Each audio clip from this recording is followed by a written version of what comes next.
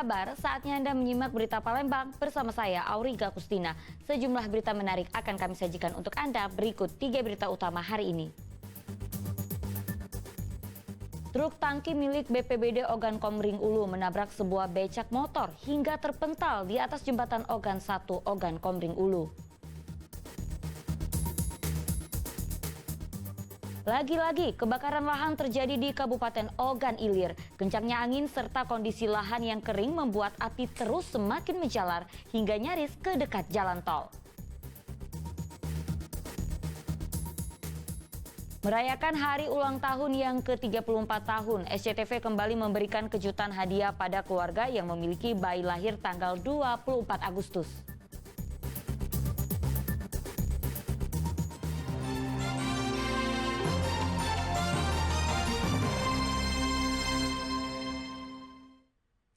Informasi pertama untuk Anda, truk tangki milik BPBD Ogan Komering Ulu menabrak sebuah becak motor hingga terpental di atas jembatan Ogan 1 Ogan Komering Ulu.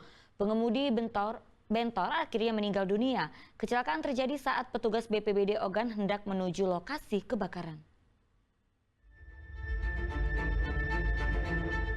Seorang pria tergeletak di atas jembatan Ogan 1 Batu Raja, Kabupaten Ogan Komering Ulu pada Jumat pagi. Korban beridentitas bernama Sunardi. Korban diduga tertabrak oleh sebuah kendaraan tangki milik BPBD Ogan Komering Ulu yang sedang melaju menuju ke lokasi kebakaran di kawasan Batu Raja Timur. Meski sempat dilarikan ke rumah sakit terdekat, namun sayang nyawa korban tak tertolong. Kejadian bermula saat bentor yang dikendarai korban membawa papan bunga menyenggol dinding jembatan. Naas saat terjatuh, tubuh korban menyenggol kendaraan tangki BPBD hingga terlindas. Sementara bentor korban sempat terseret sejauh 10 meter. Pas kejadian, pagi-pagi saya lagi kerja santai di bawah. Dengarlah bunyi dentuman di jembatan. Pas naik ke atas, saya lihat mobil BPBD lagi nyeret bentor sampai ke jembatan sini. Posisi korban masih tergeletak di bawah jembatan, di dalam jembatan. Bapak lihat korbannya tadi luka-lukanya apa, Pak?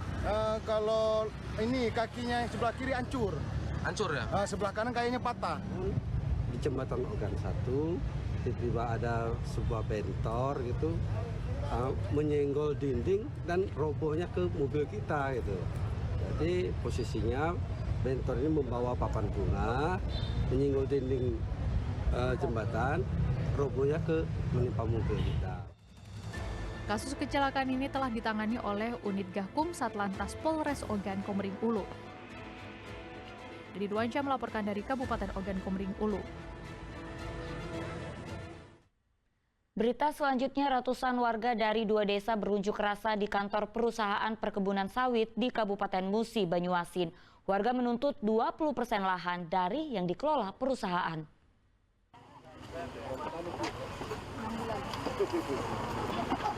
Sekitar 250 warga yang berasal dari Desa Muara Merang dan Desa Mangsang, Musi Banyuasin ini mendatangi kantor perusahaan perkebunan sawit PT PWS atau PT Pinang Witma Sejati di Desa Sungai Melayur, Kecamatan Bayung Lincir, Kabupaten Musi Banyuasin. Kedatangan warga untuk menuntut hak mereka kepada pihak perusahaan. Mereka mendesak pihak perusahaan untuk memberikan plasma sebesar 20% dari HGU yang dikelola. Masa menuding selama 39 tahun berdiri PT PWS tidak pernah memberikan plasma kepada masyarakat. Padahal berdasarkan Peraturan Menteri Pertanian Nomor 26 Tahun 2007, perusahaan perkebunan yang memiliki izin usaha perkebunan wajib membangun kebun untuk masyarakat sekitar, paling rendah seluas 20% dari luas area kebun yang dikelola. Warga mengancam akan melakukan aksi ke Istana Presiden dan akan menutup akses jalan perkebunan jika perusahaan tidak memberikan plasma 20% kepada masyarakat setempat. Menurut warga, aksi menuntut plasma ini mereka lakukan sejak tahun 2019 lalu, namun belum mendapati tanggapan dari perusahaan. Kami ini sebagai masyarakat mau menuntut hak kami yang ada di dalam PT PWS Pinang Witma Sejati. Kami menuntut sebagai plasma, hak kami ada 20% dalam HGO.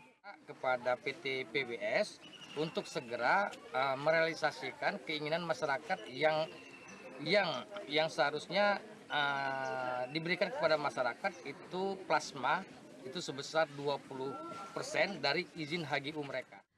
Aksi warga ini akhirnya direspon pihak perusahaan dengan mengajak melakukan pertemuan bersama. Selesai untuk penutupan jalan yang dilakukan oleh Ormas. Dengan adanya kesepakatan sudah bisa kita akhiri dan pembongkaran bisa dilaksanakan. Dalam pertemuan tersebut, masyarakat Desa Muara Menang dan Desa Mangsang, Kabupaten Musi Banyuasin, bersepakat akan diberikan dana hibah untuk warga desa setiap bulannya dari PT PWS. Usai melakukan kesepakatan bersama, warga pun akhirnya membubarkan diri dengan tertib ke desa masing-masing. Di Ruansyah melaporkan dari Kabupaten Musi Banyuasin.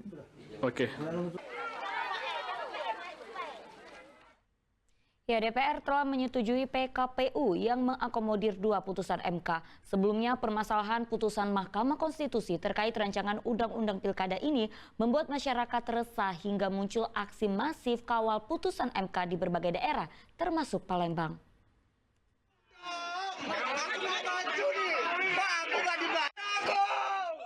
Aksi teatrikal menggunakan topeng Presiden terpilih Prabowo Subianto beserta sejumlah petinggi partai yang tergabung dalam Koalisi Indonesia Maju ini dilakukan oleh sejumlah mahasiswa. Aksi ini digelar di halaman kantor DPRD Provinsi Sumatera Selatan pada Kamis lalu.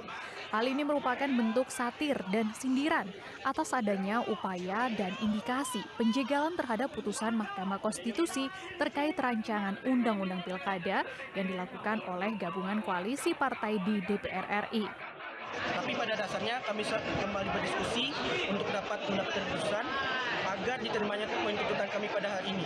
Tetapi jikalau poin tuntutan kami itu tidak dikawal dengan sebaik-baiknya oleh dari DPR Sumsel, maka akan ada aksi lanjutan pada hari ini. Tuntutan apa tadi itu? Tuntutan apa yang tadi itu?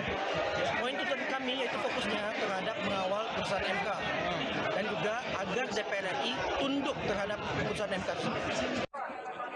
Meski begitu, aksi unjuk rasa berjalan kondusif, massa membubarkan diri pada pukul 5 sore.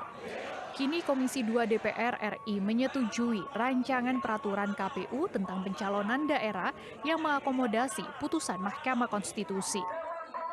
Muhammad Ardiansyah Putra melaporkan dari Palembang.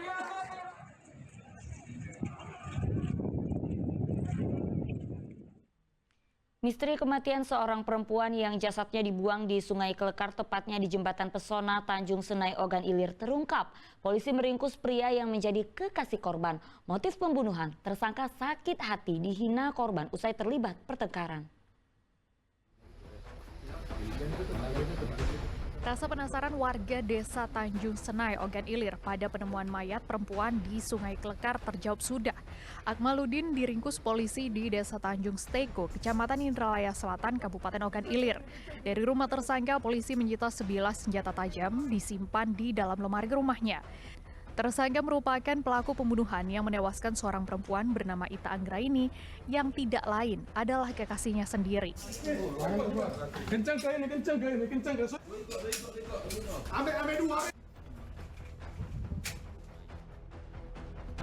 Korban dibunuh dengan cara dipukul dan ditusuk dengan senjata tajam di bagian dada, lalu jasadnya diikat dengan pemberat serta ditenggelamkan ke Sungai Klekar Ogan Ilir. Motif tersangka menghabisi korban karena merasa sakit hati, dihina saat terlibat pertengkaran. Motif dari pelaku menghabisi nyawa korban adanya sakit hati karena ada perkataan dari korban yang menyinggung hati dari pelaku. Selain senjata tajam, polisi juga menyita 2 unit sepeda motor milik korban dan pelaku yang digunakan saat membuang jasad korban sebagai barang bukti. Atas perbuatannya, tersangka terancam hukuman 20 tahun penjara karena polisi menjeratnya dengan pasal berlapis tentang pembunuhan dan pencurian disertai kekerasan yang menyebabkan korbannya meninggal dunia. Dedy Ruansyah melaporkan dari Kabupaten Ogan Ilir.